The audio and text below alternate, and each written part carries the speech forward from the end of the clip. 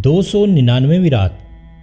شہرزاد نے کہا، جب ابن القاربی ایک مسخرہ خلیفہ کی خدمت میں حاضر ہوا اور خلیفہ نے کہا کہ وہ اسے ہنسائے، اور اگر وہ نہ ہنسا سکا تو وہ اسے ایک تھیلے سے 3 بار مارے گا، اور جب ابن القاربی کی ہر طرح کی کوشش سے خلیفہ نہ ہنسا تو اب شہرزاد نے بادشاہ شہریار کو بتایا کہ جب ابن القاربی اپنی ہر کوشش کر بیٹھا اور خلیفہ کو نہ ہنسا سکا تو اس پر ابن القاربی کو بڑا تعجب ہوا اور وہ نا امید ہو کر ڈرنے لگا۔ جب ابن القاربی اپنی کوشش میں ناکام ہو گیا تو امیر المومنین خلیفہ ہارون الرشید نے اس سے کہا کہ میں دیکھتا ہوں کہ تو اپنے مقصد میں ناکام ہو گیا ہے اور مجھے ذرا برابر بھی ہنسا نہ سکا، اس لیے تو سزا کا مستحق ہے۔ اور پھر اس نے پاس ہی رکھا ایک تھیلا اٹھایا اور اسے اس سے ایک بار مارا۔ اس تھیلے کے اندر 4 پتھر تھے اور ہر ایک کا وزن 2 رطل تھا۔ جب تھیلا ابن القاربی کے لگا اور اس کی ضرب ٹھیک اس کی گردن پر پڑی تو وہ چیخیں مارنے لگا اور اس کے 14 طبق روشن ہو گئے، اور پھر اسے وہ شرط یاد آ گئی جو اس نے مسرور کے ساتھ کی تھی۔ اب وہ خلیفہ سے دہائی مانگنے لگا اور پکار کر کہنے لگا، اے امیر المومنین، ذرا رک جا اور پہلے میری 2 باتیں سن لے۔ خلیفہ نے کہا کہ وہ بھی کہہ ڈال۔ اس نے کہا کہ اے امیر المومنین، یہاں آنے سے پہلے مسرور نے میرے ساتھ ایک شرط کی تھی، اور وہ یہ تھی کہ جو کچھ انعام امیر المومنین سے ملے گا اس میں سے 1 حصہ میرا اور 2 اس کے، اور یہ بھی بہت شش و پنج کے بعد اس نے منظور کیا تھا۔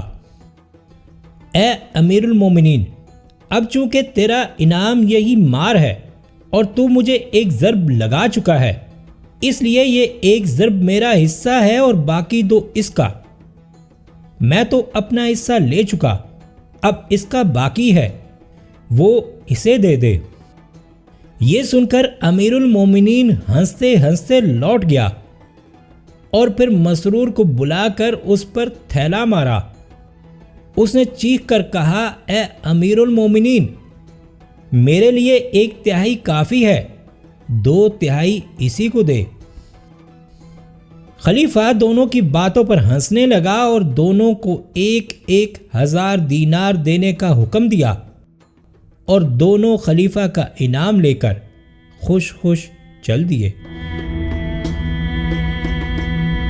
اب شہرزاد نے بادشاہ شہریار سے کہا، اے نیک دل بادشاہ، اگر تجھے نیند نہ آتی ہو تو میں تجھے خلیفہ ہارون الرشید اور اس کے عبادت گزار بیٹے کا قصہ سناتی ہوں جو ان دونوں کے درمیان پیش آیا۔ بادشاہ شہریار نے کہا کہ ہاں سنا۔ شہرزاد نے کہا، اے بادشاہ، ہارون الرشید کا ایک بیٹا جس کی عمر تو 16 سال تھی لیکن وہ دنیا سے کنارہ کش ہو چکا تھا اور زاہدوں اور عابدوں کے نقش قدم پر چلتا اور عبادت میں مشغول رہتا۔ وہ قبروں اور مقبروں پر جاتا اور پکار کر کہتا کہ تم دنیا کے مالک تھے، مگر کیا اس سے تمہاری نجات ہو سکتی ہے؟ اب تم قبروں میں ہو، کاش مجھے معلوم ہوتا کہ تم نے کیا کیا کیا اور تم سے کیا کہا گیا۔ یہ کہہ کر وہ ڈرتا اور روتا۔ ایک روز ایسا اتفاق ہوا کہ خلیفہ ہارون الرشید اپنے جلوس کے ساتھ نکلا۔ وزراء، امراء اور حکام اس کے ارد گرد تھے۔ یہ جلوس ان مقبروں کے پاس سے گزرا جہاں خلیفہ کا لڑکا جا کر بیٹھتا تھا۔ ان لوگوں نے امیر المومنین کے بیٹے کو جو اس حالت میں دیکھا کہ وہ ایک ادنا سی عبا پہنے اور سر پر اونی چادر ڈالے ہوئے ہے، تو وہ ایک دوسرے سے کہنے لگے کہ امیر المومنین کے اس بیٹے نے اسے بادشاہوں میں بدنام کر رکھا ہے۔ اگر خلیفہ اسے ڈانٹے ڈپٹے تو یہ ضرور اس حالت کو چھوڑ دے گا۔ امیر المومنین نے جب لوگوں کو آپس میں اس کے بیٹے کے بارے میں چہ گوئیاں کرتے سنا تو اس نے اپنے بیٹے سے کہا، اے بیٹا، تو نے اپنے عمل اور اپنی اس حالت کی وجہ سے لوگوں میں مجھے بدنام کر رکھا ہے۔ اس کا بیٹا اپنے باپ کی طرف خاموشی سے دیکھنے لگا اور اس کی بات کا کوئی جواب نہ دیا۔ اب اس نے نظر اٹھا کر ایک چڑیا کی طرف دیکھا جو محل کے ایک محراب پر بیٹھی ہوئی تھی، اور پھر اس چڑیا سے کہنے لگا، اے چڑیا، میں تجھے اس خدا کی قسم دیتا ہوں جس نے تجھے پیدا کیا ہے کہ آ کر میرے ہاتھ پر بیٹھ جا۔ یہ سن کر چڑیا اس محراب پر سے اڑی اور آ کر اس لڑکے کے ہاتھ پر بیٹھ گئی۔ پھر اس نے کہا کہ واپس چلی جا، اور وہ اڑ کر اپنی جگہ واپس چلی گئی۔ اس کے بعد اس نے کہا کہ اتر کر امیر المومنین کے ہاتھ پر بیٹھ، لیکن وہ نہ اتری۔ اب لڑکے نے اپنے باپ سے کہا کہ تو نے دنیا کی وجہ سے مجھے اولیاء اللہ میں بدنام کر رکھا ہے۔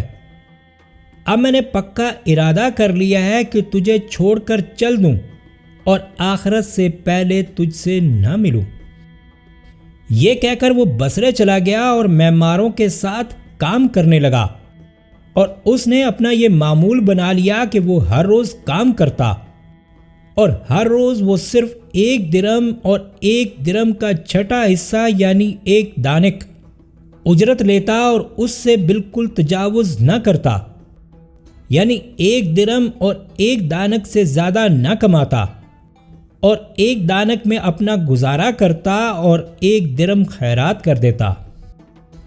اے میرے آقا، ابو عامر بصری کا بیان ہے کہ میرے گھر کی ایک دیوار گر گئی، اس لیے میں اس جگہ گیا جہاں مزدوروں کا اڈا تھا تاکہ کسی کو لا کر اپنی دیوار کی مرمت کراؤں۔ اب میری نظر ایک جوان پر پڑی جو بہت حسین اور خوبرو تھا۔ میں نے اس کے پاس جا کر سلام کیا اور کہا کہ اے میرے عزیز، کیا تو مزدوری کرنا چاہتا ہے؟ اس نے کہا، ہاں۔ میں نے کہا، چل کر میری دیوار بنا دے۔ اس نے کہا کہ چند شرطوں کے ساتھ جو میں پہلے ہی طے کر لینا چاہتا ہوں۔ میں نے کہا، اے عزیز، وہ کیا ہے؟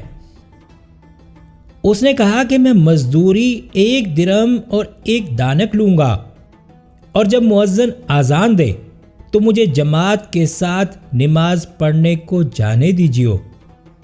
میں نے کہا، منظور ہے۔ اب شہرزاد کو صبح ہوتی دکھائی دی اور اس نے یہ کہانی بند کر دی۔